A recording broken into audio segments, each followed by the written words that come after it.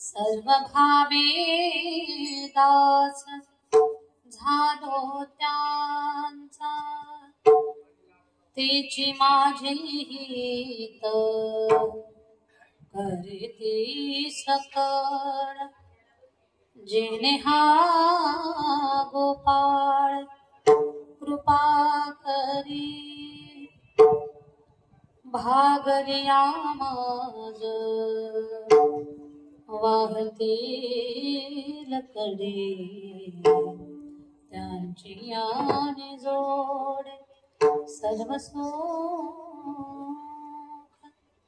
तुका म्हणे शेष सेवेन आवडी वचन न मोडी बोलणे तेचे माझे हित करते सकळ जेणे हा गोपाळ कृपा करी विठ्ठल विठ्ठल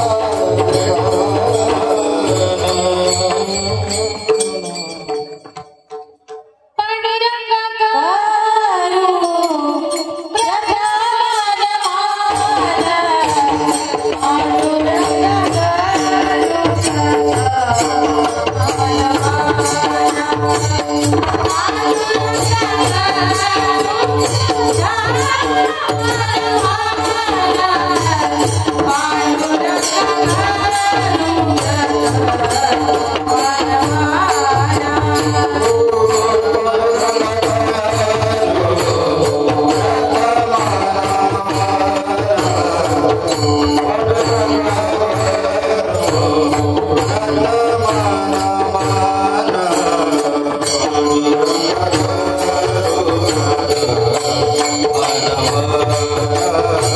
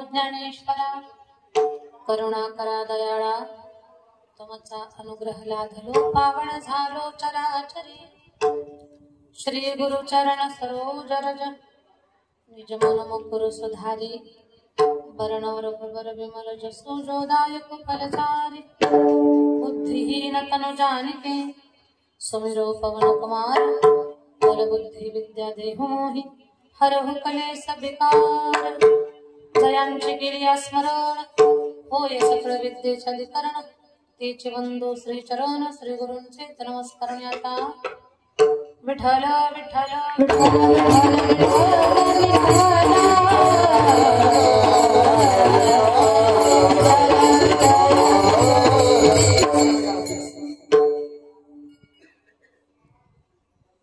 संतांचे पायी हा माझा विश्वास इको कमी ठेवा माईकचा ट्रबल आणि गेन द्या माईकला मॉनिटरचा आवाज वाढवा संतांचे पायी हा माझा विश्वास सर्व भावी दास झालो त्यांचा तिची माझे हित करीती सकळ जेने हा गोपाळ कृपा करी इको अजून थोडा कमी करा प्रस्तुत कीर्तन रूपी सेवेसाठी निवडलेला भंग महान भगवत भक्त श्रीमंत संत वैराग्याची महामूर्ती वैराग्याचं ज्वलंत प्रतीक असणारे सदेह वैकुंठाला जाणारे पाचव्या वेदाचे निर्माते विश्ववंद्य जगद्गुरु तुकोबाराया तुकोबारायांचा चार चरणाचा सर्वांच्या परिचयाचा गोड अर्थाचा आपल्या मानवी जीवनाची दशा बदलवणारा आणि दिशा दाखवणारा अभंग की ज्या अभंगामध्ये अगदी मानवी जीवनाच्या उत्थानाचं सार दडलेलं आहे। जीवनामध्ये आपल्याला खूप मोठ्या पदावरती एखाद्या अढळ पदावरती एखाद्या अक्षय स्थानावरती एखाद्या उंचीच्या जागेवर जायचं असेल जीवनामध्ये प्रगती करायची असेल तर आपण आपल्या जीवनामध्ये तेवढ्या उंचीच्या माणसाला शरण गेलं पाहिजे। तिथे आपण समर्पण केलं की बस मग आपणाला मला मोठं व्हायचं म्हणायची गरजच नाही आपोआपच आपण प्रगतीच्या दिशेनं वाटचाल करत असतो। एवढा सुंदर कारण प्रगती आज सगळ्यांना पाहिजे सगळ्यांना मोठं व्हायचंय कुणी लहान व्हायला तयार नाही आज मग त्याच्यासाठी नेमकं काय केलं पाहिजे माणसानं माणसाच्या जीवनामध्ये त्याच महत्वाच्या गोष्टीचं चिंतन या अभंगामध्ये जगद्गुरु तुकोबाराय मांडत आहेत। त्याच्यावरती एक छोटासा विस्तार करण्याचा आपण प्रयत्न करणार आहोत। अभंगाकडे वळण्यापूर्वी अल्पसा पर्याय द्यायचा असा जागृत हनुमंतरायाचं मंदिर साक्षात रामदास स्वामींनी ज्या मंदिराची ज्या हनुमंतरायाच्या मूर्तीची स्थापना केली आणि लक्षात घ्या जिथं जिथं रामदास स्वामींच्या हस्ते हनुमंतरायाच्या मूर्तीची प्राणप्रतिष्ठा झालेली आहे तर त्या मारुती मंदिराचा महिमाच वेगळा आहे। आणि विशेष तुम्ही गावकरी मंडळी खूप भाग्यवान आहात की रामदास स्वामींनी ज्या गावामध्ये हनुमंतरायाच्या मूर्तीची प्राणप्रतिष्ठा केली त्या गावात आपला जन्म झालाय ही खूप मोठी भाग्याची गोष्ट आहे। कारण रामदास स्वामी हे स्वतःच मारुतीचा अवतार होते आणि हनुमंतरायाचा अवतार असणाऱ्या रामदास स्वामी त्यांनी हनुमंतरायाच्या मूर्तीची प्राणप्रतिष्ठा महाराष्ट्रभर हनुमंतरायाची मंदिर उभी केली आणि बस जिथे जिथे त्यांचा हस्तस्पर्श झालेला आहे त्यांच्या मुखातल्या मंत्राद्वारे जिथे त्या मूर्तीमध्ये प्राण ओतलेला आहे अशी जागृत ठिकाणं तर त्या जागृत ठिकाणापैकी भाग्यवान गाव म्हणजे आपलं वालसा आणि या गावामध्ये हनुमंतरायाचा हा उत्सव खूप मोठ्या थाटानं आपण ग्रामस्थ मंडळी घडवून आणता। श्री मारुती संस्थान श्री क्षेत्र वालसा तालुका भोकरदन जिल्हा जालना आपल्याकडे ग्रामस्थ मंडळीच्या विशेष सहकार्यानं या भव्य अशा कार्यक्रमाची आखणी केलेली आहे। आपल्याकडे या सप्ताहामध्ये महाराष्ट्रातील सगळी नामांकित कीर्तनकार मंडळी एका पत्रिकेमध्ये एकत्र आणण्याचं आपण काम केलं त्याबद्दल गावकऱ्यांचं करावं तेवढं कौतुक कमी आहे। 61 वर्षापासून हा अखंड हरिनाम सप्ताह चालू आहे। या नाम सप्ताहामध्ये संगीत रामकथा आहे। हनुमंतरायाला रामकथा खूप आवडते आणि जिथे रामायण चालू आहे तिथे हनुमानजीला बोलवायची गरजच नाही आणि इथं तर जागृत देवस्थान आहे, म्हणून हनुमंतरायाला आवडणारे रामकथा आपल्याकडे आहे. रामकथा प्रवक्ते हरिभक्त परायण विष्णू महाराज सास्ते, पिंपळगाव रेणुकाई महाराजांच्या पवित्र अशा मुखातून आपण रामकथा श्रवण करत आहात. 4थ्या दिवसाचं कीर्तन पुष्प भगवान परमात्माच्या चरणावर अर्पण करण्याचं सद्भाग्य मला प्राप्त झालं. ही सेवा मी घ्यावी याच्यासाठी गणेश महाराजांनी मला फोनवरती संपर्क केला होता. मला वाटतं ते गाव त्यांचं भारतचे हरिभक्त परायण गणेश महाराज. आणि मग गणेश महाराजांनी संपर्क केला आणि इथले आपल्या गावचे श्रीमान भागवतराव पोटे साहेब त्यांनी मला फोनवरती संपर्क केला आणि ही सेवा माझ्याकडे सुपूर्द केलेली आहे. सर्व या कार्यक्रमाचे आयोजक, नियोजक, संयोजक, ग्रामस्थ मंडळी आपल्या सगळ्यांच्या वतीनं ही सेवा माझ्याकडे आलेली आहे. या कीर्तनासाठी गायनाची गोड अशी साथ देणारे हरिभक्त परायण, नाव सांगा महाराज.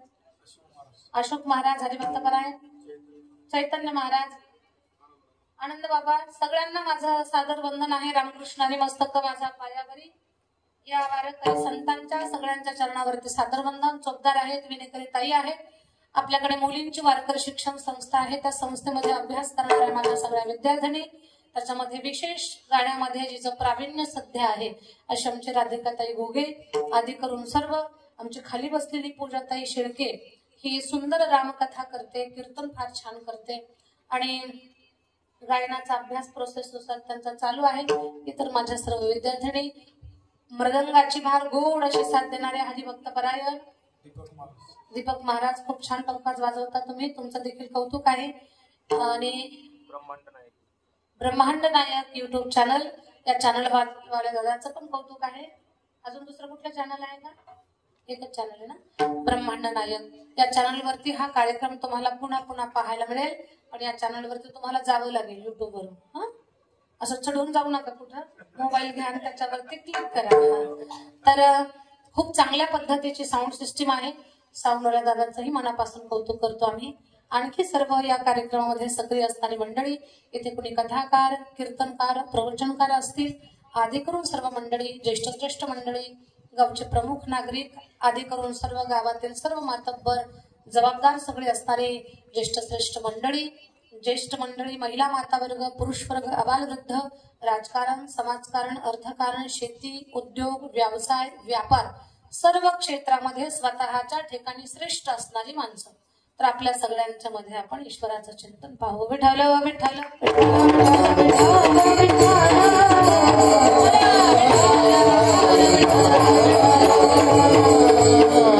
परिसरातून कोणी भाविक जन आले असतील त्या सगळ्यांनाही माझं सादर वंदन आहे, संभ्रम जयहरी आहे. आणि वेळ न घालवता आपण आता ईश्वराचं चिंतन पाहणार आहोत.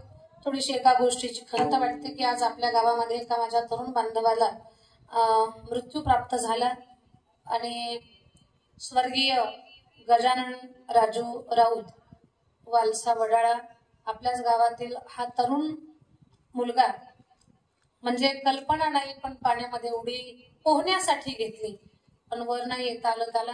खर तर या स्वर्गीय बाळाच्या पवित्र आत्म्याला चिरशांती लाभावी एवढी आम्ही हनुमंतरायाच्या चरणी प्रार्थना करू आणि आपण सेवेला सुरुवात करू. विठ्ठल विठ्ठल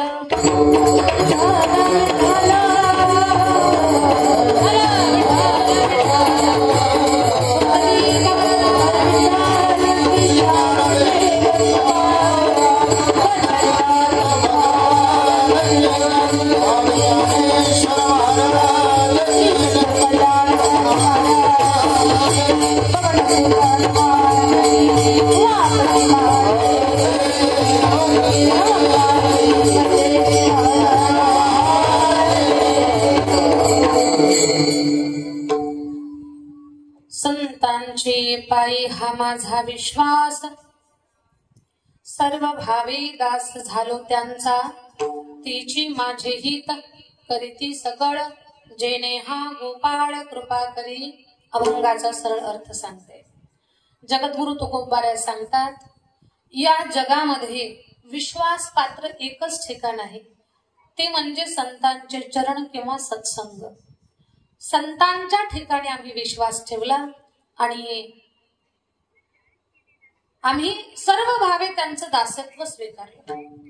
पर ज्यांच्या चरणावर विश्वास ठेवला ना तेच संत आमचं कल्याण करणारे आहेत. तिची माझी हित करीती सकळ. काय हित करतात बरं? जेणे हा गोपाळ कृपा करी. परमार्थिक प्रवास करत असताना थकल्या भागलेल्या साधकाला भागलिया मज वाहतील कडिये, त्यांची आणि जोडी सर्व सुख. संत मंडळी, अध्यात्माचा प्रवास करणाऱ्या भक्त मंडळीसाठी खूप मोठा आधार आहे. पण संतांचा आधार आपल्या जीवनामध्ये प्राप्त व्हावा याच्यासाठी संतांना एवढं शरण जावं की संतांचं वाक्य वेदा एवढं आपल्याला प्रमाण असलं पाहिजे. आणि संतांचे शब्द म्हणजे जणू आपण उष्टावळ घ्यावी अशा पद्धतीने संतांचे शब्द आपण श्रवण केले पाहिजे. तुका म्हणे शेष सेवी ना आवडी किंवा घेई ना आवडी आणि वचन न मोडी बोलिले ते. या पद्धतीने जर तुम्ही संतांच्या संगतीमध्ये राहिलात, संतांना शरण गेलात, तर नक्कीच आपलं कोटी कल्याण झाल्याशिवाय राहणार नाही. एवढ्या गोड अर्थाचा अभंग सेवेसाठी निवडलाय. याचा आता आपण विस्तार करू. विठ्ठल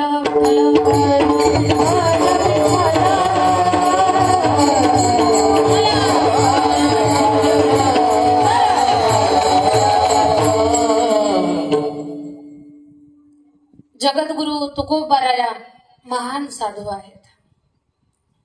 जगद्गुरु तुकोबाराया त्यांच्या बाबतीतल्या काही विशेष गोष्टी तुम्हाला सांगायला आवडतील मला. जगद्गुरु तुकाराम महाराज म्हणजे वारकरी संप्रदायाचा कळस आहेत. जगद्गुरु तुकाराम महाराज म्हणजे वारकरी संप्रदायाचं नाक आहे. जगद्गुरु तुकाराम महाराज म्हणजे ज्यांनी 5वा वेद निर्माण केला. जगद्गुरु तुकाराम महाराज म्हणजे जे देहासह वैकुंठाला गेले. एवढी महान विभूती या मातीमध्ये, या भूमंडलावरती, त्यात महाराष्ट्राच्या मातीमध्ये प्रगट झाली. ती फक्त तुमच्या माझ्या उद्धारासाठी, आपल्या सगळ्यांचं कल्याण करण्यासाठी, आपल्या सगळ्यांना वैकुंठाला घेऊन जाण्यासाठी. तुम्ही म्हणाल ताई, जगद्गुरु तुकाराम महाराज वैकुंठाला गेले, पण त्यांना वैकुंठाला घेण्यासाठी एक विमान आलं होतं. ऐकले का तुम्ही? महाराजांना घ्यायला विमान आलं होतं. महाराज विमानामध्ये बसले आणि महाराज वैकुंठाला गेले. ऐकले ना? कुणीतरी म्हणाल ताई, महाराजांना घ्यायला विमान आलं. महाराजांच्या नंतर विमान आलंच नाही कुणाला घ्यायला. सांगते तुम्हाला, महाराजांना घेण्यासाठी एक विमान आलं. तुम्हाला आम्हाला सुद्धा सरळ महाराजांच्या जवळ वैकुंठाला जाता येते, त्याच्यासाठी महाराजांनी एक व्यवस्था करून ठेवली. महाराज एक विमान इथं ठेवून गेलेले आहेत. तुम्ही म्हणाल ताई, अजून आम्हाला ते विमान दिसलंच नाही. त्या विमानाला विमानासारखे असे काही पाते नाहीयेत, त्याला खालून चाक पण नाहीत. उलट त्याच विमानाला आपण पिशवीत घालावं, डोक्यावर घ्यावं, बगलेत दाबावं, डोक्यावर घेऊन नाचावं त्या विमानाला. आपण त्या विमानाला डोक्यावर घेतलं की ते विमान आपल्याला वैकुंठाला घेऊन जातं. त्या विमान असं काही वजनदार पण नाही. अगदी सगळं मिळून 10-15 किलोचं आपलं पोरग ते सुद्धा त्या विमानाला डोक्यावर घेईल. ते विमान कोणतं आहे? तर तुकोबारायांचा गाथा हे साक्षात विमान आहे. फक्त त्या विमानामध्ये बसणारा माणूस पाहिजे, त्या विमानाला डोक्यावर घेणारा माणूस पाहिजे. कारण तुकोबारायांचा गाथा साधारण नाहीये. तो गाथा वाचला की माणसाचा बिघडलेला माथा जागेवर येतो, माथा ताळ्यावर येतो. माणसं कधी चुकतात? जेव्हा डोकं बिघडतं तेव्हा, जेव्हा डोकं खराब होतं तेव्हा. डोकं ताळावर राहत नाही तेव्हा माणसं चुकीची कामं करतात. पण या डोक्यानं चुकीचं कामच करू नये, तर नेहमी सावध राहावं, या बुद्धीनं विचलित होऊ नये, स्थिर राहावं आणि माणसाची बुद्धी ताळावर राहावी याच्यासाठी या बुद्धीनं गाथ्याचं चिंतन केलं पाहिजे. तर हे गाथारूपी विमान प्रत्येक वारकऱ्याच्या घरामध्ये आहे. साधारण माणसाच्या घरामध्ये सुद्धा महाराजांच्या मुखातून प्रसवलेला गाथा आहे. फक्त त्या गाथ्याचं जो वाचन करल, त्याच्यावर चिंतन करल आणि त्या गाथ्याला जगण्याचा प्रयत्न करल, ती सगळी माणसं वैकुंठाला जातील. किती छान आणि सोपं सांगितलं मी तुम्हाला. खरं सांगते मी तुम्हाला, त्या गाथ्याचं चिंतन केल्यानंतर आपल्या सगळ्यांना वैकुंठाची वाट मोकळी होईल, नवल नाही. जगाचा बाप सुद्धा आपल्या घरी येईल. किती लोकांना वाटतं बरं आपल्या घरी देव यावा म्हणून? आपल्या घरी देव यावा किती लोकांना वाटतं? हात उंच करता का जरा? काही या गावामध्ये कुणालाच वाटत नाही आपल्या घरी देव यावा म्हणून. झोपले का काय तुम्ही? हात उंच करा ना, घाबरू नका, काहीच तुम्हाला बोलणार नाही. इकडे कोणालाच वाटत नाही का? पुरुष मंडळ तुम्हाला वाटतच नाही वाटतं काही? आपल्या घरी देव यावा असं किती लोक, घरच नाहीत का तुम्हाला? घर आहेत ना, मग आपल्या घरी देव यावा का घरच्या खटाळ आहेत? मग एवढे का घाबरता? हा तुमचं करा. माझ्या ताईंना देव घरी यावं वाटतं की नाही? वा वा वा, आता आनंद वाटला कडे मला. आपल्या घरी देव यावा असं सगळ्या वालसाला वाटतं, बरोबर वाटतंय? हात खाली घ्या. आपल्या घरी देव यावा असं सगळ्यांना वाटतं. वसंत गडकर बाबांचं एक वाक्य मला फार आवडतं. त्यांचंच वाक्य आहे, आपल्या घरी देव यावा असं सगळ्यांना वाटतं, आपण देवा घरी जावं असं किती लोकांना वाटतं? कोणालाच वाटत नाही. तर मला एकच सांगायचं, विश्वाचा मालक आपल्या घरी येईल जर तुकोबारायांच्या गाथ्याचा अभ्यास केला, त्याचं चिंतन केलं, त्याचं मनन केलं. एवढी सुंदर अमूल्य ठेव तुकोबारायांनी आपल्याला दिली. जेव्हा चांगली माणसं जगामध्ये वावरत असतात ना, ती जिवंत आहेत तोपर्यंत खूप चांगलं करतात आणि ती गेली तरी आपल्या सगळ्यांच्या कल्याणासाठी काहीतरी चांगलं देऊन जात असतात. काही माणसं असताना सुद्धा लोकांना वाटतं ती कधी जाते आणि ती गेली तरी लोकांना त्रास देऊन जातात. पहा, एक उदाहरण सांगते. एक माणूस एवढा विचित्र होता, अख्ख्या आपल्या गावात दाखवायला नाही. पहा, उभं आयुष्य त्यानं लोकांच्या घरामध्ये भांडणं लावण्यापलीकडे काहीच केलं नाही. गल्लीतल्या शेजारणीची भांडणं कशी लावायची त्या माणसाला चांगलं जमत होतं. नवरा बायकोची भांडणं कशी लावायची त्याला चांगलं जमत होतं. सासू सुनेच्या भांडणाला तर गावात पूरच आलेला होता. सासू सुनेची भांडणं, जावे जावेची भांडणं, शेजारणी शेजारणीची भांडणं, नवरा बायकोची भांडणं, बाप लेकाची भांडणं खूप लावायचा तो माणूस साऱ्या गावाच्या डोक्यात बसलेला. आणि काय कसं त्याला कळालं, काय कुणास ठाऊक त्याला कळालं की आपलं मरण फक्त आता 4 दिवसावरती आलेलं आहे. मग त्यातला पश्चाताप झाला. त्यानं सगळ्या जिथं जिथं भांडणं लावली ना तिथं तिथं गेला आणि अक्का तुमच्या घरात मी भांडण लावलं, बरं मला माफ करा, आता मी 4 दिवसात मरणार आहे. माझी विनंती एवढीच आहे की मी केलेलं पाप त्याचं मला फळ मिळालं पाहिजे. एकच काम करा, मी मेल्यानंतर तुम्ही चप्पल फक्त मला मारा, पण मेल्यानंतर मारा, त्याच्याशिवाय माझ्या आत्म्याला शांती लाभणार नाही. सगळ्या गावात जिथं जिथं भांडणं लावली तिथं तिथं त्यानं जाऊन हे सांगितलं की मी तुम्हाला त्रास दिलाय, तुम्ही फक्त मला गावाच्या बाजूला माझं प्रेत पडलेलं असेल त्याला चप्पल मारा, कोणी धोंड्यानं मारा, कोणी झाडून मारा, कोणी लाटण्यानं मारा, कोणी उलटण्यानं मारा, ज्याच्या हातात जे सापडेल त्यानं मारा. असे बाया चिडलेल्याच होत्या, माणसं चिडलेली होती. आणि याला ना खरंच हा मेला ना मारायचंच, याला खरंच मेलं ते 4 दिवसात. आणि मेल्यानंतर सगळं गाव जमा झालं, सगळ्यात पुढं महिला मंडळ अशा हातातल्या बांगड्या मागे सारायच्या, चप्पल घेऊन त्याला मारायचं. पण मेलेलंच होतं ते, खूप मारायच्या चप्पलनं. गडी माणसं म्हटली बाय ना तुम्ही मारू नका यांना, याला आम्ही मारतो. आता मेलेल्याला मारून काही उपयोग आहे का? पण लोकांचं समाधान, लोक मारायला लागली. काही तर त्यानं तर अगोदर सांगून ठेवलं होतं गडी माणसाला, मला फक्त मारूच नका, मला मारून माझ्या पायाला दोर बांधा आणि गावाच्या बाहेर वडाचं झाड आहे, त्या वडाच्या झाडाला उलट टांगण वाटतंय तेवढं मारा. लोकांना तेच केलं.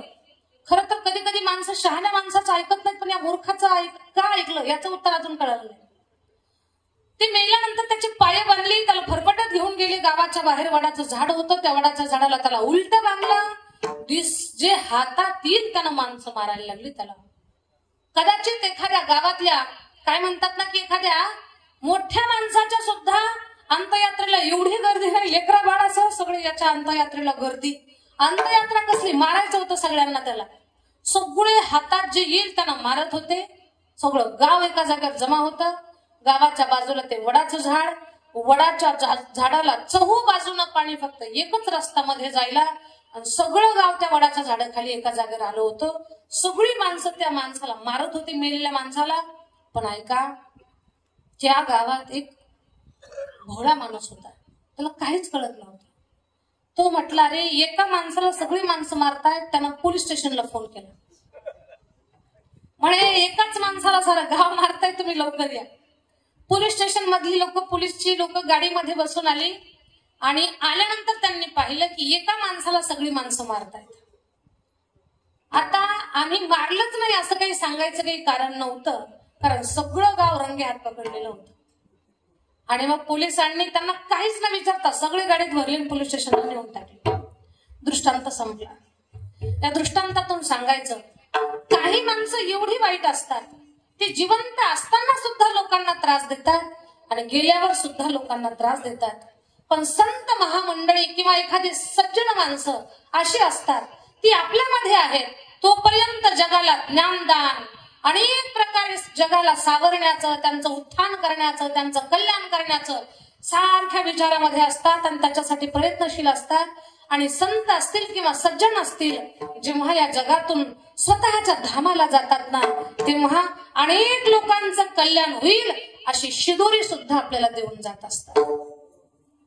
तर ही सगळी संत महापुरुष मंडळी, त्याच्यामध्ये जगद्गुरु तुकाराम महाराज, जगद्गुरु तुकोबाराया स्वतः सांगतात, आम्ही वैकुंठवासी आलो याचे कारणासी, बोलिले जे ऋषी साच भावे वर्ताया. आम्ही वैकुंठातली माणसं, पण आम्ही इथं आलो अनेकांचा उद्धार करण्यासाठी. नाहीतरी संतांचं जीवन कशासाठी आहे? जगाच्या कल्याणा संतांची अवतार दया करा,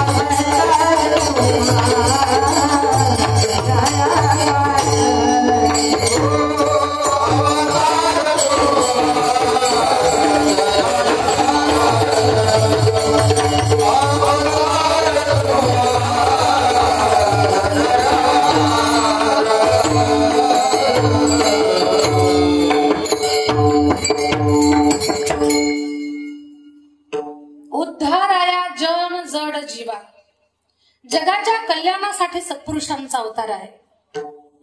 आणि बस प्रत्येकाला वाटतंय की आपण यशस्वी झालो पाहिजे, आपलं कल्याण झालं पाहिजे, आपला उद्धार झाला पाहिजे, आपल्या कुटुंबाचं पण कोटी कल्याण झालं पाहिजे.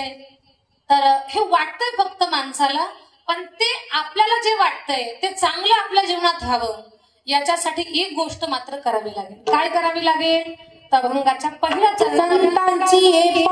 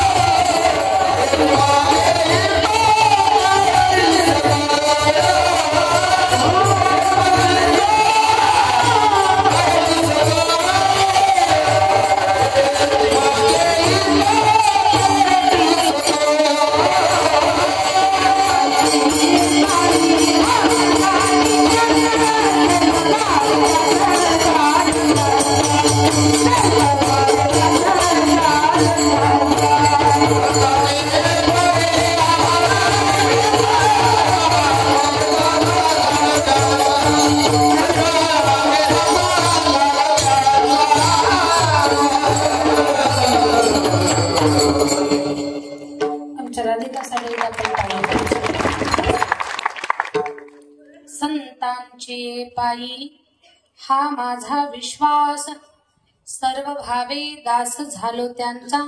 अभंगाच्या पहिल्या चरणामध्ये जगद्गुरु तुकोबाराय सांगतात, आपल्याला आपल्या जीवनामध्ये कल्याण साधून घ्यायचं असेल तर आपल्याला संतांना शरण जावं लागेल, तिथे विश्वास ठेवावा लागेल, तिथे समर्पण करावं लागेल. लक्षात घ्या, विश्वास बसल्याशिवाय माणूस समर्पण करू शकत नाही. पहिल्या चरणामध्ये विश्वास शब्द फार मोलाचा आहे. त्याच्यानंतर कुठे ठेवायचा ती गोष्ट फार महत्वाची आहे. आणि किती ठेवायचा आहे, पहिल्या चरणामध्ये 3 गोष्टी आहेत. विश्वास कुठे ठेवायचा, किती ठेवायचा, या गोष्टीचं चिंतन आपण पहिल्या चरणामध्ये करणार आहोत. सगळ्यात पहिला मोलाचा शब्द आहे विश्वास. विश्वास या शब्दामध्ये 3.5 अक्षर आहेत. 3.5 अक्षराचा हा शब्द माणसाचा देह म्हणजे आपला देह आपण आपल्याच हाताने मोजा. किती आहे? 3.5 हाताचा हा देह आहे. याचा अर्थ 3.5 हाताच्या देहाचं पूर्ण जीवन 3.5 अक्षरावर अवलंबून आहे. विश्वास या शब्दावर अवलंबून आहे. लक्षात घ्या, जीवन जगत असताना उठल्यापासून झोपेपर्यंत कितीतरी असे प्रसंग येतात की तिथे आपला विश्वास असतो. विश्वास, बोलण्याकडे लक्ष द्या माझ्या. विश्वास आपला कुणीतरी घ्यावा किंवा कुणीतरी आपल्यावरती विश्वास ठेवावा, याच्यासाठी आता अलीकडच्या काळामध्ये एक शपथ देण्याची पद्धत आहे. शपथ घेतात माणसं. कशासाठी घेतात शपथ? विश्वास बसावा म्हणून. पण एक गोष्ट फार सुंदर सांगणार आहे, लक्ष देऊ नाही का. काही लोक शपथ तर देतात पण विश्वास सांभाळत नाहीत. शपथ मोडतात काही लोक. आता ऐका, शपथ मोडल्यानं माणूस मरत नाही. मग तुम्हाला वाटेल बरं झालं ताई तुम्हीच सांगितलं कीर्तनातून, आता मोडली तरी काही हरकत नाही. पण पुढचं ऐका, शपथ मोडल्यानं माणूस मरत नाही, पण शपथ मोडल्यानं विश्वास मरून जातो. आणि त्या माणसाची किती तो श्रीमंत असेल, धनवान असेल, गुणवान असेल, सौंदर्यवान असेल, तरी त्याची किंमत 0 होते. एवढा मोलाचा माणसाचा विश्वास आहे. व्यावहारिक जीवन जगतोय आपण. हॉटेलमध्ये जेवणासाठी गेलो तर हॉटेलच्या मालकाला आपण बरोबर बिल देतोय. जेवण आपण घेतलंय, पैसे देऊनही त्या जेवणावर आपला विश्वास आहे की हे जेवण चांगलं आहे. या जेवणामध्ये मुंग्या मुक्कामाला नव्हत्या, याच्यावर झुरळं फिरलेली नव्हती, पालीनं सुद्धा याच्यात प्रसाद टाकलेला नाही. हा आपला त्या जेवणावर आणि त्या मालकावर काय आहे? विश्वास आहे. आपण गावातून बसलो गाडीमध्ये, आपल्याला जायचं जाफराबादला. बसलो गाडीमध्ये, जायचंय पुढे. तो गाडी ड्रायव्हर आपल्याला सुखरूप जाफराबादला पोहोच करणार आहे. हा त्या ड्रायव्हरवर आपला काय आहे? विश्वास आहे. कारण त्याच्या तोंडाचा काही वास वगैरे येत नाही, म्हणून आपला त्याच्यावर काय आहे? विश्वास आहे. तब्येत बरी नाही म्हणून आपण डॉक्टरांकडे गेलो. डॉक्टरांकडे गेल्यानंतर डॉक्टरांनी आपली तब्येत बरी व्हायचं औषधच इंजेक्शन मध्ये भरलंय, कारण त्याच्यातलं आपला काहीही कळत नाही. मग पैसे देऊन डॉक्टरांवर काय आहे? आपला विश्वास आहे. रुपया हुंडा घेतला नाही आणि सख्या भावाची पोरगी सून म्हणून घरात आणली, ती म्हातारपणे आपल्याला सुखानं सांभाळल, हा काय आहे? विश्वास आहे. पण ती काही सांभाळत म्हणजे विश्वास मोडला जातो इथं. एक आजीबाई कीर्तन चालू होतं, खूप रडत होत्या कीर्तनात. मला वाटलं आजीला माझं कीर्तन खूपच कळालंय म्हणून आजी कीर्तनात रडायला लागलाय. कधी कधी आमचा सुद्धा रॉंग नंबर लागतो बरं का. एकदा तर कीर्तनात एक बाबा होते, खूप छान कीर्तन ऐकायचे, मान डोलायचे, खूप हसायचे, खूप गंभीर व्हायचे. मला असं वाटलं बाबांना माझं कीर्तन खूप पटलं किंवा खूप कळालं. मी म्हटलं श्रोता असावा तर असा, या बाबांसारखा श्रोता असावा. लोक म्हटली ताई त्यांना दोन्ही काळानं ऐकू येत नाही, काय श्रोता असावा असं ते पहिले. कधी कधी आमचा पण रॉंग नंबर लागतो. तसं सारं कीर्तन होईपर्यंत कीर्तनात आजी रडत होत्या. कीर्तन झालं, मी आजीकडे गेले, म्हटलं आजी साऱ्या कीर्तनात तुम्ही रडत होता, कीर्तन पटलं वाटतं तुम्हाला? हो दीदी, तुमचं कीर्तन खूप पटलं आम्हाला. म्हटलं माझी का रडता बरं कीर्तनात? म्हातारा ऐकत नाही का? दीदी, माझ्या म्हाताऱ्यासारखं म्हातारं अख्ख्या वालसात नाही. म्हटलं एवढं चांगलं म्हातारं? आणि खूप चांगलं म्हातारं आहे माझं. म्हटलं कशावरनं चांगलं ठरवताय? म्हणे तरुणपणात कुणाच्या मिरच्या, कुणाचे भोपळे, कुणाचे दोडके, वांगे गुपचूप तोडून घेऊन यायचे मी. सारं गाव भांडायला यायचं, पण म्हातारं माझ्याच बाजूने बोलायचं. म्हटलं छान आहे म्हातारं. खरंच एवढा विचार पत्नीचा तर असला पाहिजे. म्हटलं मग काही पोराचा त्रास आहे का? म्हणे दीदी, माझ्या पप्प्यासारखा पप्प्या अख्ख्या गावात नाही. खूप चांगला पप्प्या आहे, रोज कीर्तनाला जातो. म्हटलं आई, पप्प्याला काही नोकरी वगैरे आहे का? महिना पगार आहे का? म्हणे अजिबात नाही, शेतकरी आहे तो. रोज कीर्तनाला कसा जातो? आणि रोज कीर्तनाला गेला तर शेती कशी करतो? नाही म्हणे दीदी, त्याला शेती करायची काही गरजच नाही. म्हटलं कसं काय गरज नाही? कीर्तनाला जाण्यासाठी पैसे तर पाहिजेत ना. काही नाही म्हणे, मोटरसायकलवर जातो, कीर्तन संपायच्यात उठतो, दुसऱ्याच्या गाडीतला पेट्रोल काढतो, स्वतःच्या गाडीत टाकतो, भर गावाकडे येतो. पप्या पण चांगला आहे. म्हटलं आजी, पण नेमका त्रास कोणाचा आहे तुम्हाला? सुनबाईचा काही त्रास? अगदी दुःखालाच हात लागला माझा तर. मी म्हटलं आजी, सुनबाईचा त्रास? म्हातारे माझ्याच गळ्यात पडून रडायला लागले. कसं सांगू दीदी तुम्हाला, माझी सून एवढी खट्याळ आणि एवढी बेकार आहे, मला खूप दुःख देते. माझ्या भाजीला तेल नाही, डोक्याला तेल नाही, अंगाला साबण नाही, कपड्याला साबण नाही, दाताला कोलगेट नाही. माझी फार त्यानं दशा केली ताई. असं वाटतं एका मिनिटात त्यांना सोडावं, कुठल्या तरी तीर्थावर जाऊ. म्हटलं आजी, एवढा त्रास तुम्ही सहन करता? मग एक सांगा मला, सून तुमचा एवढा छळ करते, सून जवळच्या नात्यातली आहे का दूरच्या नात्यातली? दीदी, सख्या भावाची. सख्या भावाची असं सांगितलं. इथं जर कोणी सख्या भावाच्या असल्या तर त्या सोडून सांगते मी. हा, तुमचं अजिबात काही सांगत नाही मी. दृष्टांत संपला. याच्यातून मला एकच सांगायचं आहे तुम्हाला, विश्वासानं आपण काही गोष्टी करायला जातो, पण जेव्हा विश्वासाला दगा फटका होतो ना, तेव्हा पहाडासारखा माणूस सुद्धा भले शरीरानं नाही मोडला पण मनानं मोडला तर तो उठून उभा राहायला त्याचा खूप काळ जातो. शरीरानं मोडलेला माणूस 4-6 महिन्यामध्ये उभा राहतो, पण मनानं मोडलेला माणूस कदाचित उभाच राहू शकत नाही. एवढा विश्वास माणसाच्या जीवनामध्ये महत्वाचा आहे. विठ्ठल विठ्ठल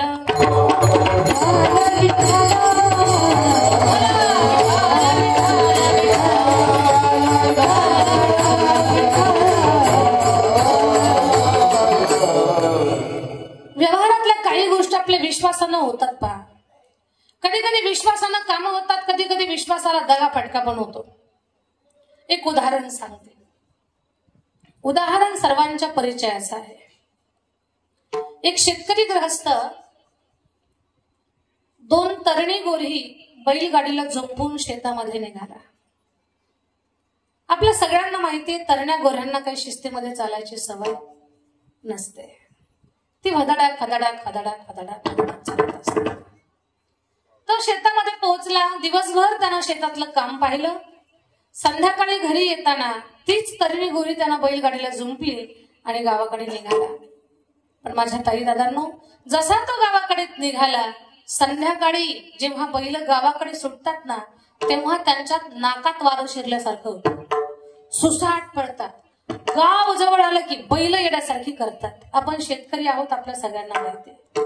गाव जवळ आलं की बैल येण्यासारखी करणार. माहेरचं कोणी आलं की आमचं महिला मंडळ वेड्यासारखं करणार. आणि घरात पाहुणे आले की लेकरं उलट्याच उड्या मारणार. घरात पाहुणे आल्यानंतर लेकरांना नेमकं होतंय काय ते अजूनही कळालेलं नाही.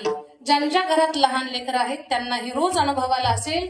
अशी इरवी देवासारखी गप्प बसतील, पण पाहुणे घरात आले की लेकरं उलट्याच उड्या मारतात.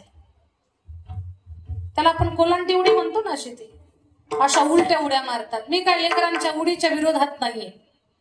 मारू द्या लेकरांना उडी, पण आई जवळ उडी मारावी, वडिलांच्या जवळ उडी मारावी का पाहुण्याच्या थोबाडावर उडी मारत असतात. काही कट्टे पाहुण्याच्याच थोबाडावर उड्या मारतात, तिथंच गोंधळ घालतात. तर पाहुणे घरात आले की लेकरं येण्यासारखी करतात. गाव जवळ आलं की बैल सुसाट पळतात. तशी त्या गृहस्थाची ती बैल जोडी सुसाट पळायला लागली.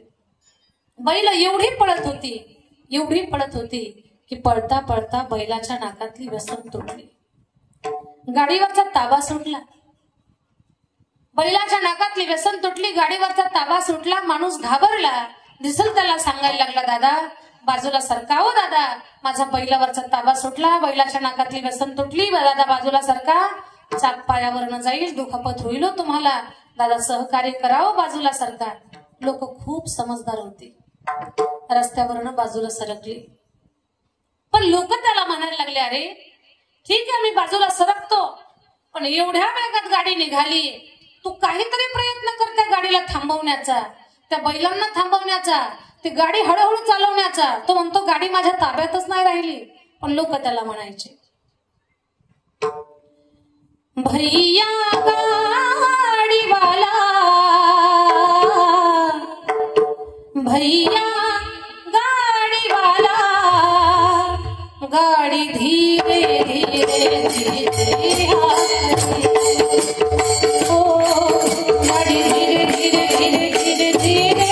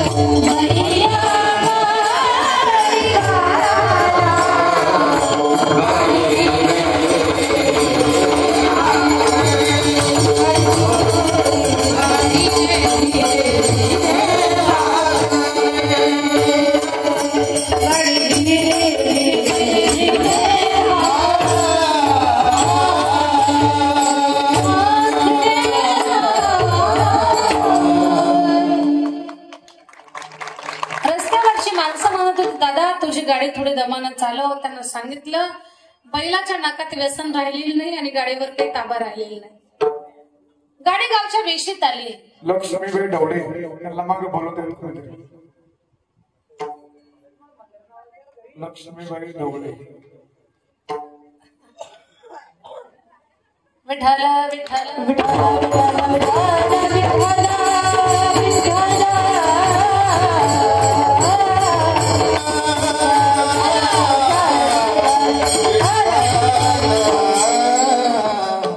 माझ्या ताई दादांनो, गाडी गावच्या वेशीत आली आणि वेशीत होती शांता काकू. नाव शांताबाई, पण थोडी सुद्धा तिच्याकडे शांतताच नाही. कधी कधी माणसाची नावं खूप छान असतात, पण नावासारखी माणसं जगतच नाही. नाव शूरसेन, उंदीर पाहिलं तरी घरात लपून बसतंय. एवढी विचित्र माणसं असतात. नाव दीपक, पण दीपकला दिवसा दिवा लावून पाहावं लागतं. एवढा काळा. नाव गंगाधर, महिनाभर आंघोळ आहे त्याला, बिना आंघोळीतच गावात फिरतय. तसं नाव शांताबाई, शांताबाईकडे थोडी सुद्धा शांतता नाही.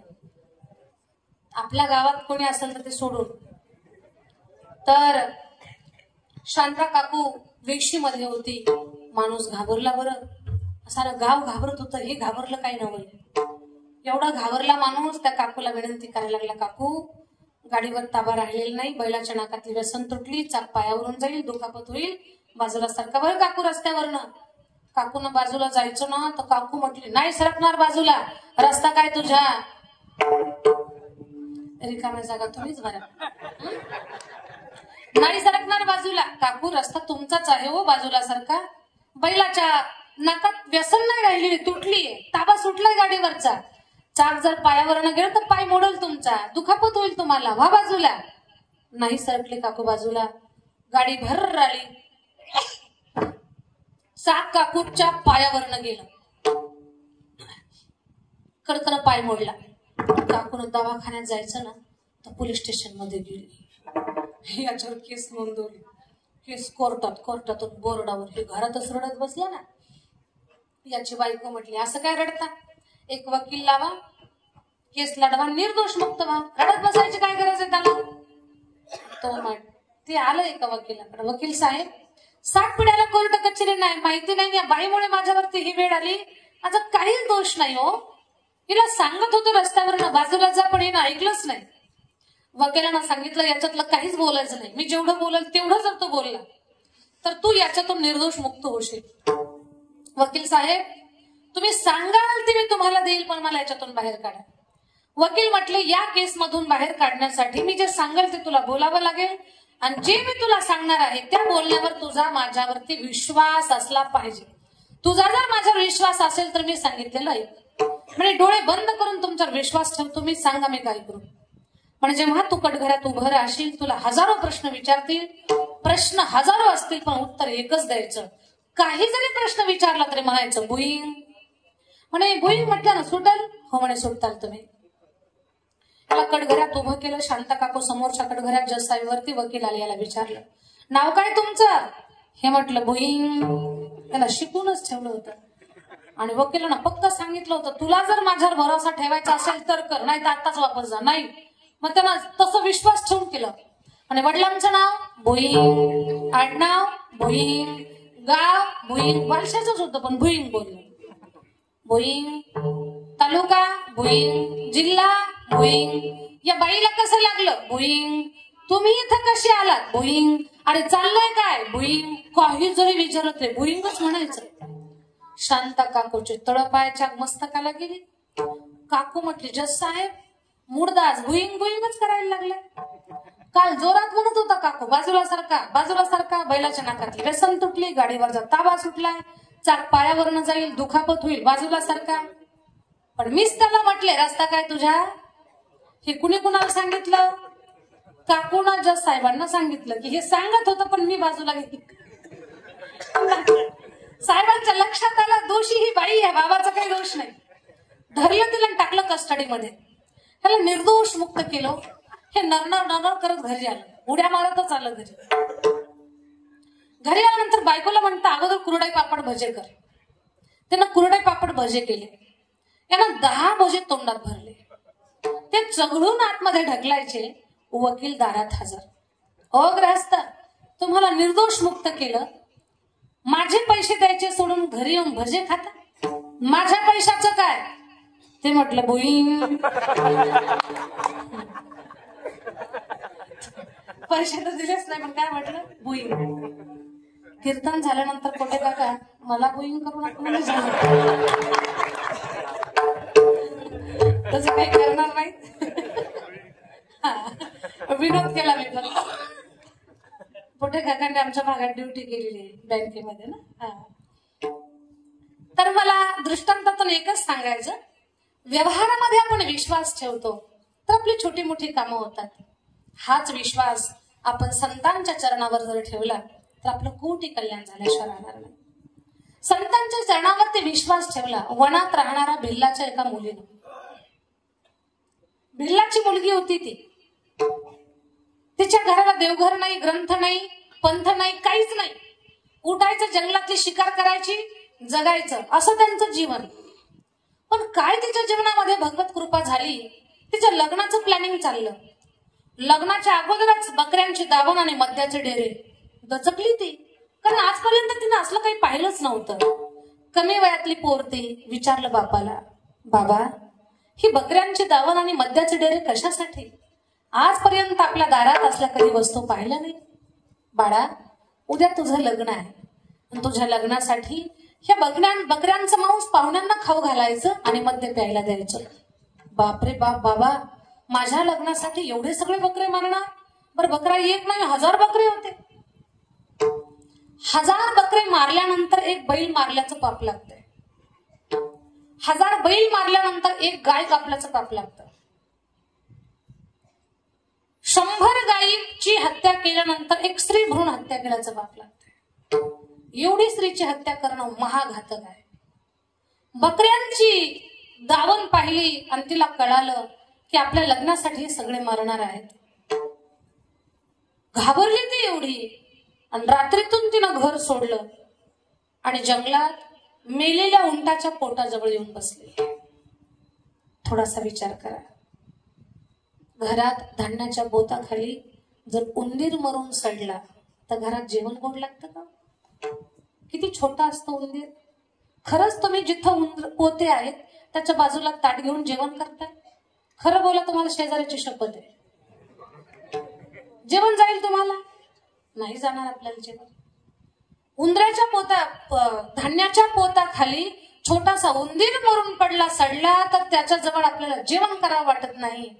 रस्त्याने निघालो, कुणाची बकरी काय एखादा जनावर मरून पडला असेल, कुत्रा वगैरे रस्त्याच्या कडेला, तर तिथून जाताना माणसाला चिडचिड होते. 3 दिवस मेलेल्या उंटाच्या पोटाजवळ राहणं सोपं आहे का? पण 3 दिवस राहिले. कशासाठी? जिवंत पशुंचा जीव वाचवायचा होता हो तिला. 1 दिवस नाही, 1 तास नाही, 1 मिनिट नाही, कंप्लीट 3 दिवस ती तिथे राहिली. शोधून शोधून वापस गेले. सगळ्या जंगलाला पाया खाली घातलं, फक्त त्या उंटाजवळ येत नव्हते. का? तिथे माणूस थांबू शकत नाही. घाणेरड्या वासाजवळ कोण थांबणार आहे? 3 दिवस चक्कर मारून तेवढी जागा सोडायची आणि सारा जंगल तपासायचे आणि वापस जायचे. आता वैतागून गेले. मेली असेल असं वाटलं, विषय सोडून दिला. पण या माऊलीनं एका झाडावर घर केलं स्वतःच. घर म्हणजे झाडावर राहू लागले ते. त्या झाडावरून एक दिवस त्यानं पाहिलं खाली भगव्या कपड्यातले काही संत जात आहे.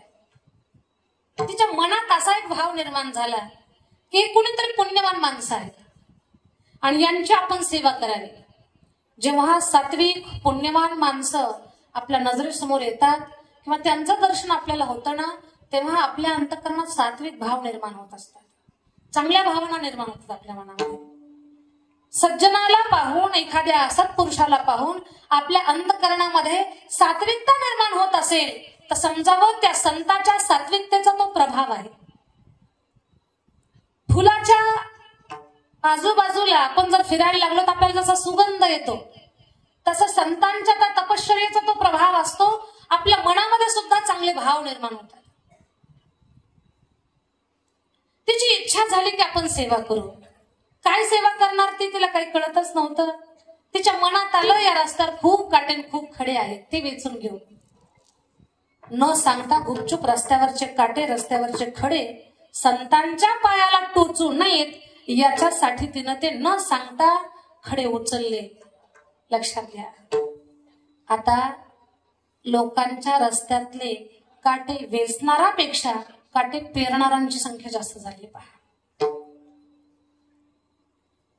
आज लोक अन्न खाऊ घालणाऱ्यापेक्षा अन्नात विष कालवणारे जास्त आहेत. आज जगामध्ये कुणाची इमारत उभी करण्यासाठी मदत करणाऱ्यापेक्षा त्या झोपडीला आग लावणारे जास्त आहेत. कोणी जखमेवरती मलम लावणारे कमी, पण त्या जखमेवर मीठ चोळणाऱ्यांची संख्या जास्त झाली. कुणाचं लग्न जुळवायला कमी लोक असतात, पण मोडणाऱ्यांची संख्या जास्त आहे. एक सुंदर गीत आहे, ते तुमच्या माझ्या सगळ्यांना दिशा दाखवण्यासाठी आहे. जीवनात एवढं छान जगा. बन न सको भगवान अगर तुम, कम से कम इंसान बनो. नहीं कभी शैतान बनो तुम, नहीं कभी हैवान बनो. सदाचार अपना ना सको तो पापों में पग मत भरना. पुष्प नहीं बन सकते तो तुम काटे बन कर मत रहना, काटे बन कर मत रहना, भला किसी का मन न सुनो तुम, बुरा किसी का मत बनना, भला किसी का मन न सुनो तुम, बुरा किसी का मत बनना, दुश्मन ही बन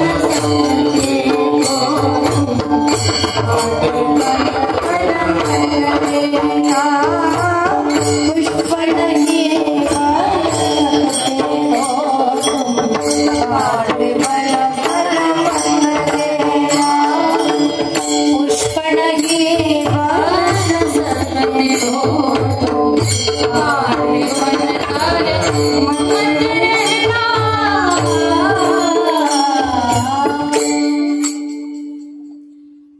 फूल नाही होता आलं तर कुणाच्या वाटेतले काटे पण आपण कधी व्हायचं नाही. 3 संतांच्या रस्त्यातले काटे वेचून घेतले, खडे वेचून घेतले, जे टोकदार खडे होते ते उचलले. संतांना प्रश्न पडला, एवढ्या दिवसापासून आपल्या रस्त्यातले काटे कोण वेचतंय, कळतच नव्हतं. एक दिवस अचानक पकडली. तुम्हाला एखाद्या गोष्टीचा जर शोध घ्यायचा असेल, तुमच्या हाताखाली एक 20 लोक कामगार असतील, तुम्ही एखाद्या कारखान्याला चालवणारी माणसं असतात, किंवा तुमचं एखादं काही ऑफिस असेल आणि त्याच्यात तुमच्या हाताखाली 100 माणसं कामाला असतील, तर ज्या वेळेमध्ये काम चालू करतात ना, त्यावेळेत तुम्ही कधीच जायचं नाही तपासायला. वेळ चुकून तुम्ही जायचं म्हणजे काम चुकार माणसं सापडतात त्यावेळेला. सकाळी रोज तुम्ही 10 वाजता जात असाल, सगळे कामगार व्यवस्थित काम करतायत का नाही. सकाळी 10 वाजता रोज चक्कर मारत असाल तर एक दिवस दुपारी 1 वाजता जा, एखाद्या दिवस दुपारी 3 वाजता जा. म्हणजे काम चुकार लोकांचा कामच चुकारपणा लक्षात येतो, ते पकडल्या जातात. संत रोज कोण आपली वाट झाडून काढताय कळत नव्हतं. एक दिवस अचानक अवेळी ते सरोवरावर निघाले तर रस्ता झाडणारी एक आकृती दिसली. दरडावून विचारलं तिला, कोण आहेस तू. पहा, हे मी दृष्टांत सांगायला लागल्यापासून नाव नाही सांगितलं तुम्हाला. सांगा बरं तुम्ही मला ना. दरडावून विचारलं संतानं, कोण आहेस तू. काय नाव आहे तिचं. झोपल्या काका. वालसा हे डोक्यात चाललंय का डोक्यावरून चाललंय. नाव सांगता येईल का तुम्हाला. भिल्लाची मुलगी होती ती. शबरी का. काय वाटतंय तुम्हाला. काय नाव होतं तिचं. रस्ता झाडायची. देव तिला भेटायला आला पहा नंतर. नाव काय तिचं. का घाबरले तुम्ही एवढे. बोला ना मोकळ्या मनाने. नाव काय तिचं. नाही, विचार करून सांगा मला. रस्ता झाडत होती. भिल्लाची पोरगी होती. उंटाच्या पोटाजवळ राहिली 3 दिवस. तिचं नाव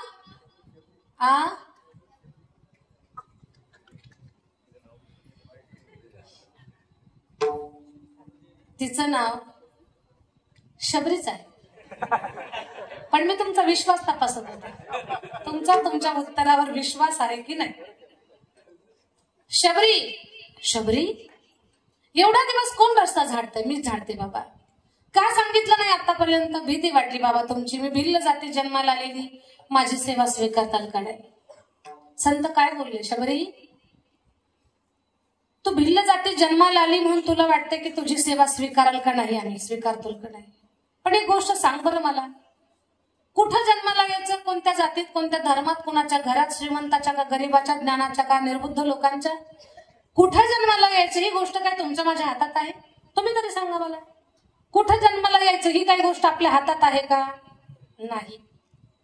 जन्माला कुठं यायचं ही गोष्ट जर तुमच्या माझ्या हातात असते ना तर सगळीच माणसं श्रीमंताच्या घरात जन्माला आली असते.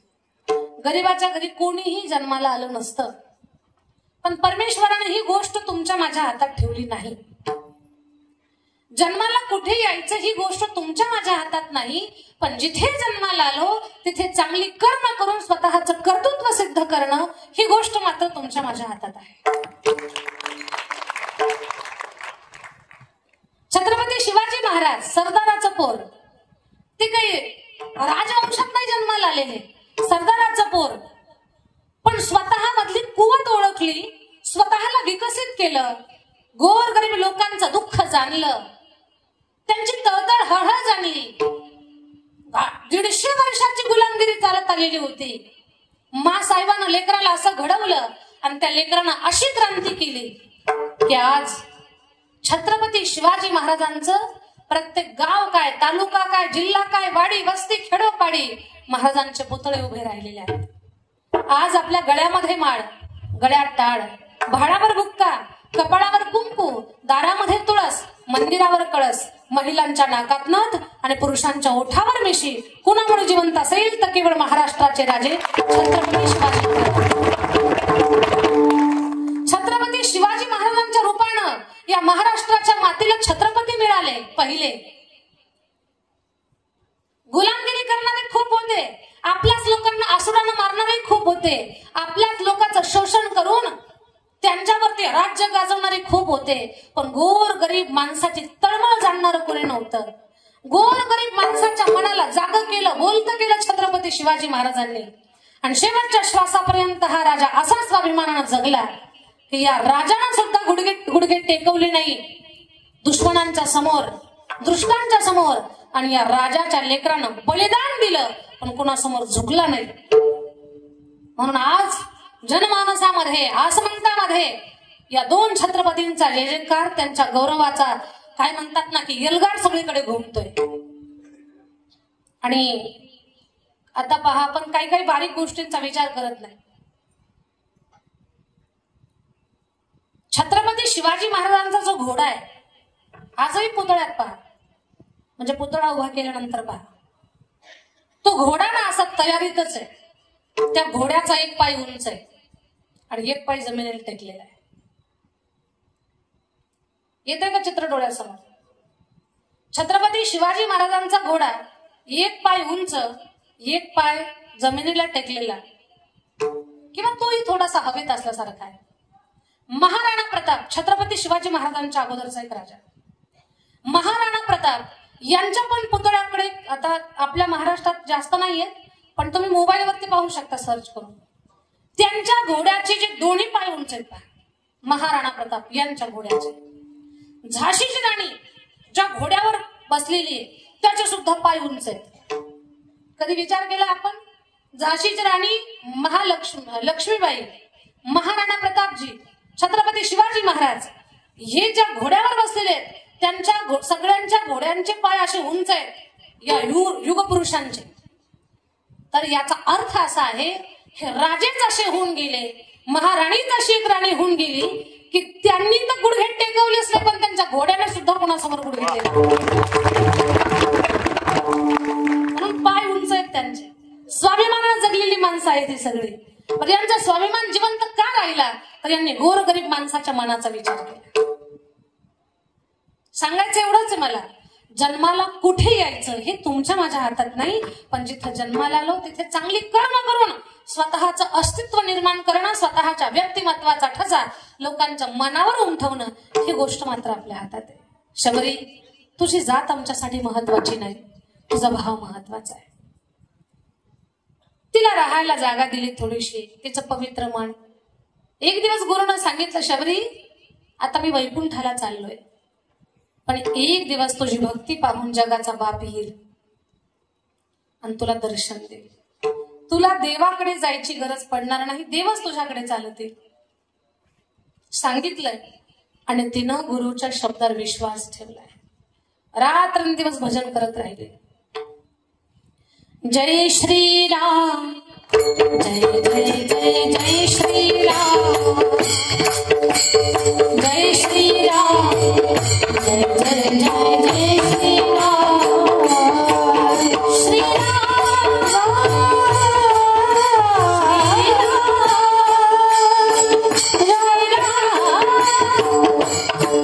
श्रीराम श्रीराम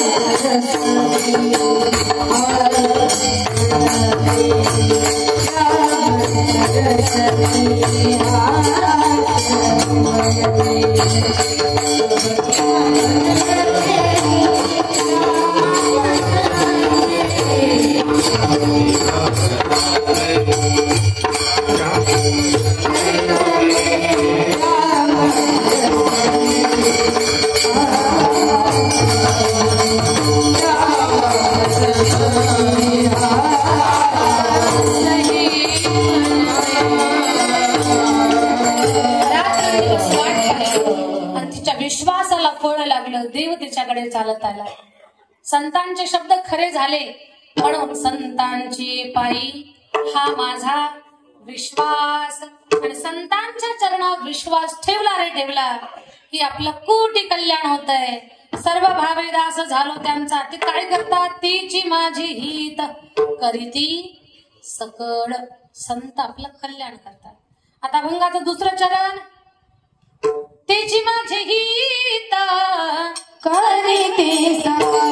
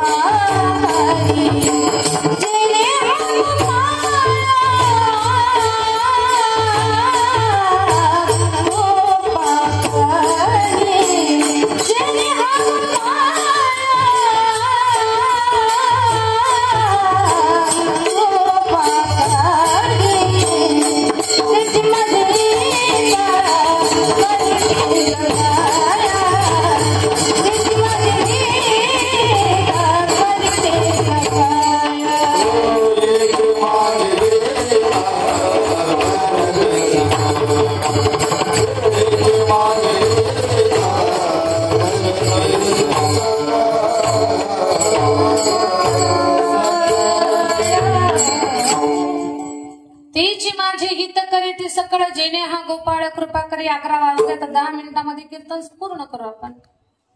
संत लक्षात घ्या, संतांच्या संगतीमध्ये गेलो, संतांची सेवा केली, संत सहवासात आपण राहिलो की संतांच्या कृपेनं आपलं कल्याण होतं.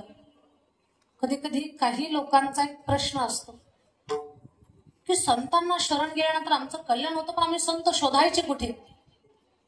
संत शोधायला जाऊच नका.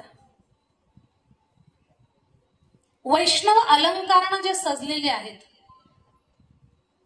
त्यांच्यातले गुणदोष न पाहताही जर आपण आपल्याकडनं त्यांची सेवा घडली ना तर आपलं कल्याण झाल्याशिवाय राहत नाही.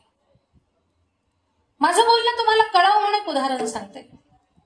धनपाल नावाचे एक श्रीमंत व्यक्ती होते, पण लग्न करत नव्हते. का?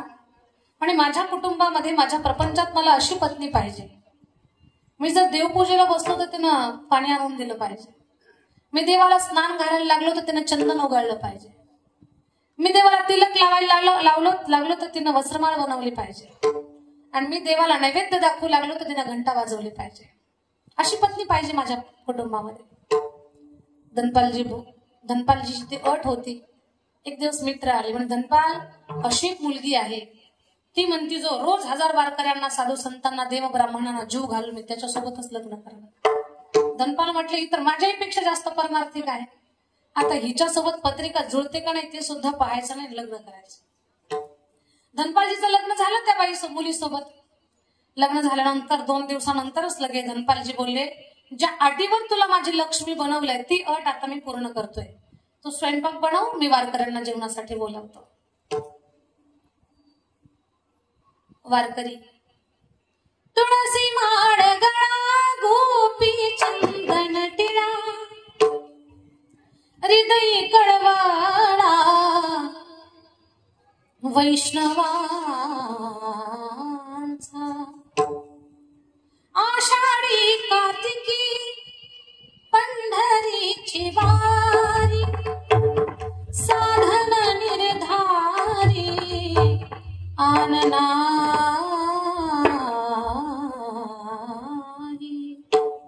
गळ्यामध्ये तुलसी माला धारण केलेले, तिलक लावलेले असे ते वारकरी देव ब्राह्मण गोरगरीब माणसं 1000 लोकांना निमंत्रण दिलं.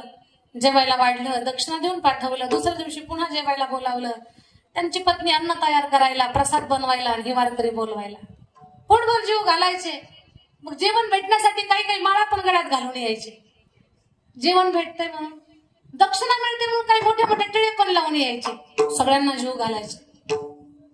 मग कधी 1100 लोक जेवायला यायचे, कधी 1200 यायचे, कधी 1500 लोक यायचे. बरं, आता आपण 10 लोकांना निमंत्रण दिलं आणि त्या 10वर जर 2 फ्री आले ऍडव्हान्स मध्ये, तर आपण काय म्हणतो का, जेवायला बसू नका, तुम्हाला काही निमंत्रण आहे, चल जा, असं म्हणत नाही आपण. आपण म्हणतो बाबा कोट तुकडा खा, घासभर खा, पण खा तसं काही जाऊ नको.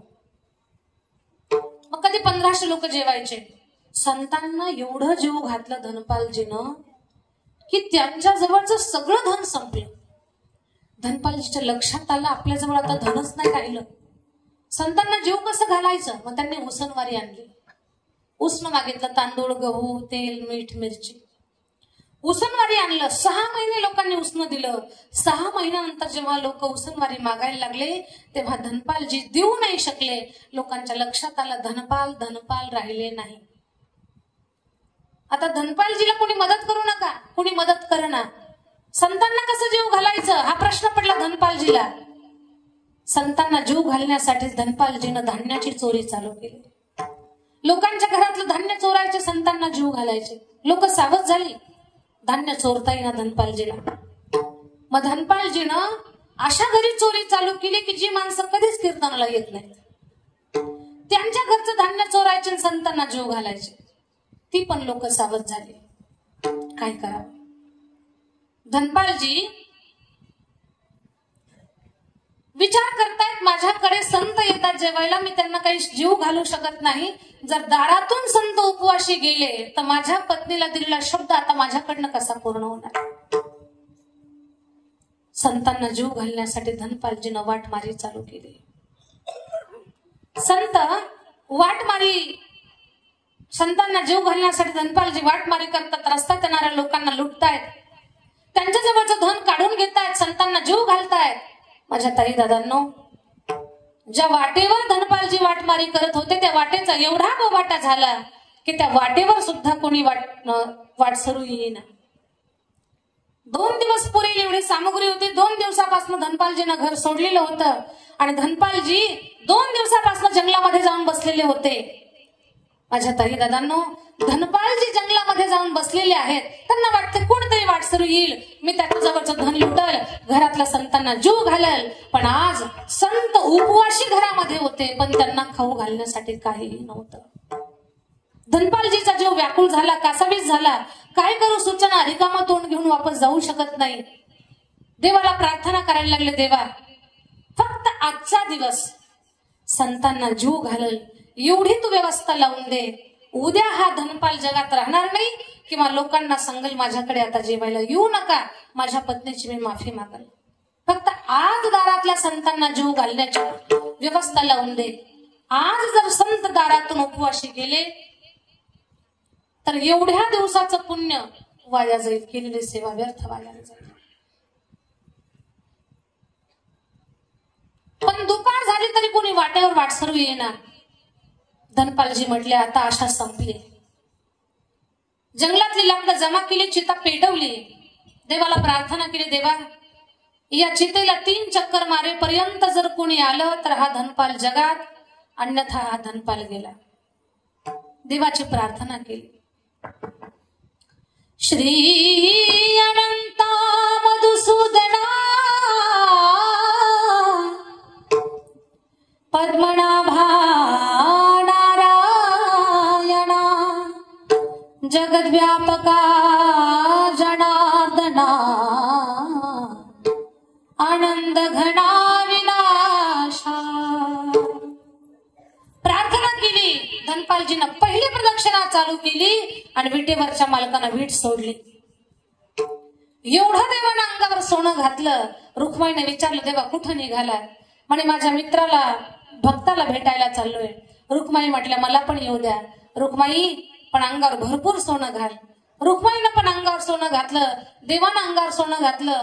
त्या दोघांनी शेठजीच आणि शेठाणीचं रूप धारण केलं. म्हातारं रूप धारण करून धनपालजी ज्या रस्त्यावरती होते तिथे आले. धनपालजी चितेवर उडी घ्यायला आणि छुम छुम आवाज यायला एकच झाला. छुम छुम आवाज आला. धनपालजीनं वळून पाहिलं तर लख प्रकाश पडला. एवढं सोनं अंगावरती होतं. धनपालजी म्हटले, देवा भगवान तू देत आहे तो छप्पर फाड के देत आहे. तुला एका दिवसाची व्यवस्था मागितली तू तर 10 वर्षाची सोय लावली. अजून 10 वर्ष मी संतांना जीव घालण एवढं धन यांच्या अंगावरती आहे. धनपालजी पळत गेले. शेठजी हरे कृष्ण हरे राम. शेठजी म्हटले अजिबात हरे कृष्ण हरे राम म्हणू नको. देवाचं माझं जमत नाही. देवच होता पण धनपालजीला म्हणतो नाव घेऊ नको देवाचं. धनपालजी म्हटले काही हरकत नाही. लक्षात घ्या, कधी कधी आपले पण भक्तीची परीक्षा घेण्याकरता असे प्रसंग उभे राहतात. बरं सावध राहत जा. काही लोक पंढरपूरच्या वारीला आषाढी सोहळ्यात गेले का त्यांना खूप ते वातावरण आवडतं. गळ्यात माळ घालतात. हे मोसम मधले वारकरी असतात. तिकडे गेले की गळ्यात माळ घालतात. गावच्या जत्रेला टेन्शन मध्ये येतात. गावात जत्रा आली की त्यांना असं वाटतं ही गळ्यात तुटून तरी पडावी, कुठंतरी अडकावी, तरी पाण्यात तरी वाहून जावी. नाना प्रयत्न असतात मग त्यांची माळ गळ्यातली निघण्यासाठी. म्हणून कधी कधी आपल्या समोर परीक्षा घेण्यासाठी असे प्रसंग उभे राहतात. धनपालजी निस्सिम भक्त आहेत पण जगाचा बाप म्हणतो देवाचं नाव घेऊ नको. देवाचं माझं जमत नाही. ठीक आहे शेठजी काय सेवा करू?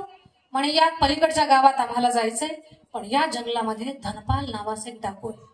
त्याची नजर चुकून आम्हाला पलीकडे सोड. तू जर आम्हाला मदत केली तर तुला 5 सोन्याच्या मोहरा देईल. धनपालजी म्हणतात ठीक आहे शेठजी मला माहिती आहे तो धनपाल नावाचा डाकू. माझ्या मागे चला तुम्हाला पलीकडे सोडतो. धनपालच्याच मागे देव गेलाय. आता देवाला काही कळत नाही का हाच धनपाल आहे म्हणून. भगवान त्यांच्या मागे गेले. तीव्र जंगलात गेल्यानंतर धनपालजीनं हाताच्या बाया मागे सारल्या आणि धनपालजी म्हटले शेठजी थांबा. शेठजी म्हणतात काय झालं काय? याच देहाला धनपाल म्हणतात. अरे बाप रे बाप. असा घाम फुटला देवाला. दर अंग थर थर थर थर कापायला लागलं. बोलता येईना. तू धनपाल? हो म्हणे मी धनपाल आहे. धनपाल तुला काय पाहिजे ते देतो पण मारू नको. ठीक आहे सगळं अंगावरचं सोनं काढ. सगळं सोनं दिलं देवाला. रुक्माईच्या गळ्यात फक्त काळे म्हणे. भगवान म्हणतात धनपाल आता येऊ का? पण भगवान असले घाबरले. रुक्माई हसायला लागल्या. रुक्माई म्हणतात मोठे मोठे राक्षस समोर आले तेव्हा नाही एवढे घाबरले का? आता नाटक करताय घाबरायचं. भगवंताला कोपरा मारला. रुक्माई तू पण नाटक कर. रुक्माई पण नाटक करतात घाबरायचं. आता येऊ का धनपाला मी येऊ का? थांब.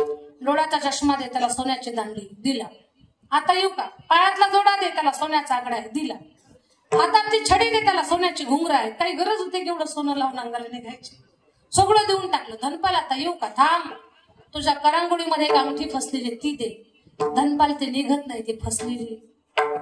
धनपाल म्हटला अंगठी तर सोडणारच नाही कारण त्याच्यामध्ये कमीत कमी संतांचं 2 दिवसाचं जीवन होईल. अंगठी काही सोडू शकत नाही. तो हरे कृष्ण हरे राम बोलला असता तर कधी सोडला पण असता पण तो देवाचं नाव सुद्धा नाही घेतलं तुला सोडणारच नाही. दाखव तुझी करंगोळी. देवान दाखवली. धनपालजीनं सुरी काढली. धनपालजी म्हटले बघ असंही तुला या करंगोळीची काही गरजच नाही. सुरी बोटाला लावणार भगवान प्रगट झाले. पंढरनाथ भगवान की. लख प्रकाश पडला. धनपालजीच्या डोळ्याला अश्रू लागले. धनपालजीला काय बोलावं ते सुचना. धनपालजी गोंधळून गेले. देवाला म्हणतात देवा माझ्या रस्त्यामध्ये मी तुमचं बोट कापायला निघालो होतो. देवा मला माफ करा. मी खूप मोठी चूक केली. देवा पण एकच होती आशा की संतांना जीव घालण्यासाठी मला वाटस्वरूप हवा होता. देवा माझ्यासाठी काहीच नाही केलं. गडबडा लोळायला लागले धनपाल, पाया पडायला लागले. भगवंतानं सांगितलं, धनपाल मान्य आहे मला तू चोऱ्या केल्या, पण चोरी करून तू घर नाही बांधलं. केल्या तो चोऱ्या, बायकोला दागिने नाही घेतले, केल्या तो चोऱ्या, प्रॉपर्टी नाही वाढवली, चोरी केली पण त्यातून तू संतांना जीव घातलंस. याचं फळ आज मी तुझ्या समोर उभा आहे धनपाल, तुझी शुद्ध सेवा पाहून. अरे अशा लोकांच्या घरातलं चोरलं जे कधीच कथा कीर्तनाला येत नाही, अशाही पाप्यांच्या खात्यामध्ये तू पुण्य जमा केलं. धनपाल तू म्हणतोयस की 10 वर्ष पुरेल एवढं धन आहे. 10 वर्ष नाही, जोपर्यंत या पृथ्वीवर तू जिवंत आहेस तोपर्यंत हे धन तुला पुरेल संत सेवा करण्यासाठी. आजपासून तुला चोरी करण्याची गरज नाही. धनपालला देव म्हणतात, आता धनपाल येऊ का? धनपालला विनंती केली, देवा ज्या माझ्या पत्नीमुळे मला संत सेवा करायची सवय लागली त्या पत्नीला दर्शन द्या. धनपालच्या पत्नीला पण देवानं दर्शन दिलं आणि त्यांना कोटी कल्याणाचा आशीर्वाद दिला. दृष्टांत संपला. संतांची परीक्षाही न घेता संत सेवा जे करतात, वारकऱ्यांची सेवा करतात, गोरगरीब दीन दुबळ्यांना, भुकेजल्यांना जे अन्न देतात, भगवान त्यांचा ऋणी होतो. तीची माझी हित करीती सकळ आणि जिने हा गोपाळ कृपा करी, भागली अमज वाहतील कडे, त्यांची आणि जोडी सर्व सुख. याच्यासाठी तुका म्हणे शेष घेईन आवडी, वचन न मोडी बोलिले ते विठोबा.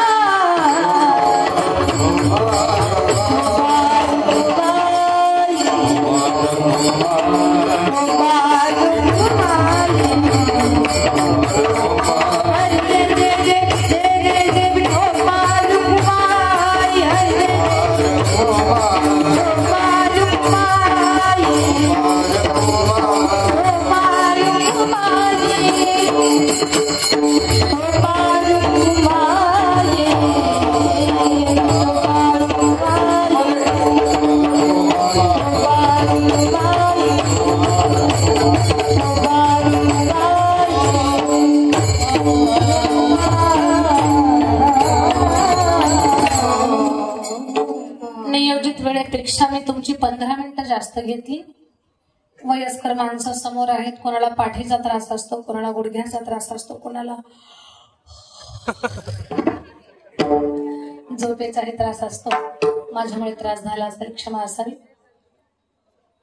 जेवढं पचेल समजेल उमजेल असं चिंतन मांडण्याचा प्रयत्न केला. बोलण्यात शोघात काही अपशब्द गेले असतील क्षमा असावी. कीर्तन आता मी पूर्ण करते, त्याच्या अगोदर उद्याच्या पण सूचना द्यायच्या आहेत. उद्याची सूचना ऐकल्याशिवाय ज्यांनी ज्यांनी अन्नदान केलंय, ज्यांनी काही दान दिलेलं आहे, त्यांचा गौरव या व्यासपीठावर न झाल्याशिवाय कुणी उठायचं नाही. सगळ्यांनी कोण कोण दाते मंडळी आहेत त्यांचं कौतुक या व्यासपीठावर नाही 5 मिनिटांमध्ये होईल. तर ते झाल्याशिवाय कुणी उठू नका. त्याच्या अगोदर एकच गोष्ट ऐका. बीड जिल्ह्यामध्ये गेवराई तालुक्यात चकलंबा या गावी आपण 1100 वर्षापूर्वीचं देवस्थान सद्गुरू कल्याण स्वामी संस्थांचा जीर्णोद्धार करत आहोत. त्या संस्थांच्या अंतर्गत मागच्या 16 वर्षापासून मराठवाड्यातली पहिली मुलींची वारकरी शिक्षण संस्था तिथे चालवत आहोत. 16 वर्षापासून मुलींना कीर्तनकार, कथाकार, गायक, मृदंग वादक घडवण्याचं सेवा कार्य चालू आहे. आज महाराष्ट्रभरामध्ये त्या संस्थेतून खूप मुली कीर्तनकार, खूप मुली कथाकार, 18 पुराणांच्या कथा करतात मुली कथाकार. राधिका सारख्या खूप मुली गायन करतात. लहान आहे ती 7वीच्या वर्गात आहे आताची.